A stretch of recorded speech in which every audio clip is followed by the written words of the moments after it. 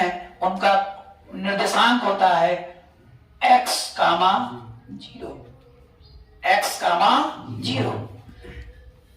x का मतलब, अब x का मान h भी हो सकता है, x का मान k भी हो सकता है, अर्थात 1, 2, 3, -3, -4 कुछ भी हो सकता है।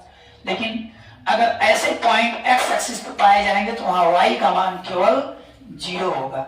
x अक्ष पे चाहे जहां पॉइंट ले लीजिए, y का मान क्या होगा? 0। इतना आप समझ गए होंगे।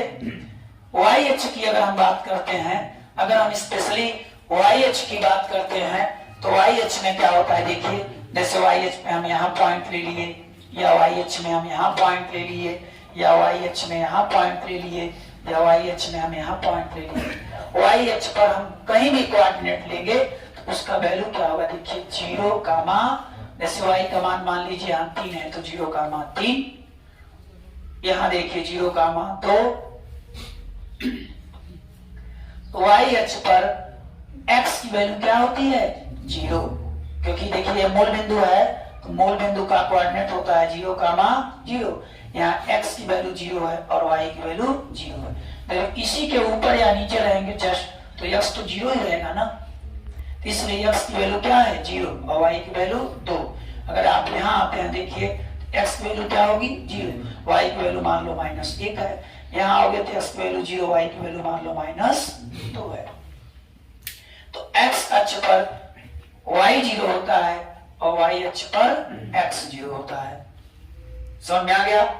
अब आइए कुछ हम समीकरण के बारे में बात करते हैं, कुछ समीकरण हम जानेंगे। जैसे बच्चों ये कार्तीय तल मैंने बना दिया जिसमें ये x एक्सिस, ये y एक्सिस, इसके अपोजिट इसको y डैश कहते हैं। क्या कहते हैं? y dash. इसके अपोजिट इसको x डैश कहते हैं। ये ओरिजिन है, ओरिजिन जिसका कोऑर्डिनेट 0, 0 होता है। जैसे कोई आपसे इस अक्ष के समांतर रेखा पूछ ले, पहले x अक्ष का समीकरण पूछ ले। किसका समीकरण पूछ ले? x अक्ष का समीकरण। जैसे कोई आपसे कह दे कि x अक्ष का समीकरण बताइए, तो x अक्ष का समीकरण होता है y बराबर 0। x अक्ष का समीकरण क्या होता है? y बराबर 0। जैसे आपसे कोई x अक्ष के समांतर रेखा का समीकरण पूछ ले, x अक्ष के समांतर रेखा का समीकरण। जब x अक्ष के समांतर रेखा का समीकरण पूछेगा तो जैसे x अक्ष ऐसे है, इसके समांतर रेखा ऐसे होगी, या यहां से जाएगी या यहां से जाएगी, वो y अक्ष को इंटरसेक्ट करती है। x अक्ष के समांतर रेखा जो होगी वो y अक्ष को क्या करेगी?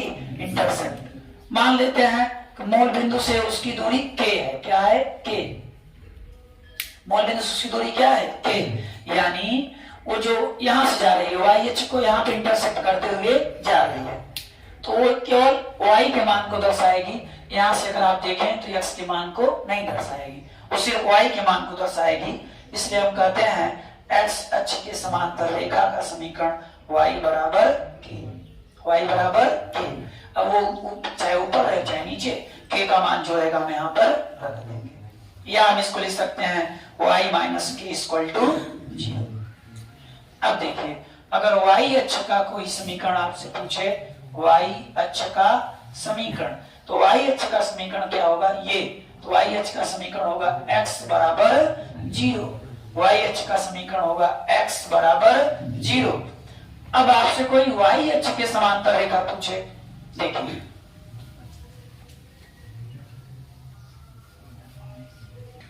अगर आपसे कोई y अक्ष के समांतर रेखा पूछे तो ध्यान से देखिए, ये y है, ये ओरिजिन है, ये y डैश, ये x, ये x है।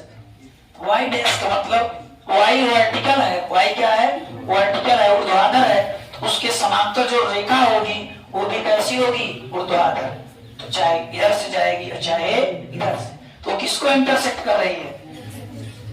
तो y अक्ष के जब समांतर रेखा की बात की जाएगी तो y अक्ष के समांतर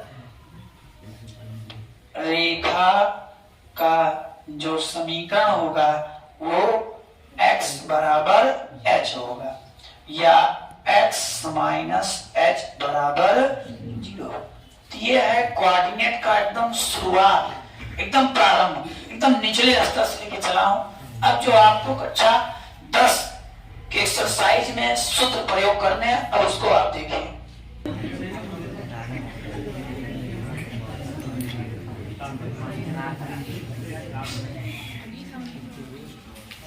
देखिए, अब हम दो बिंदुओं के बीच की दूरी पर बात करेंगे। दो बिंदुओं, हम बिंदु सीख गए।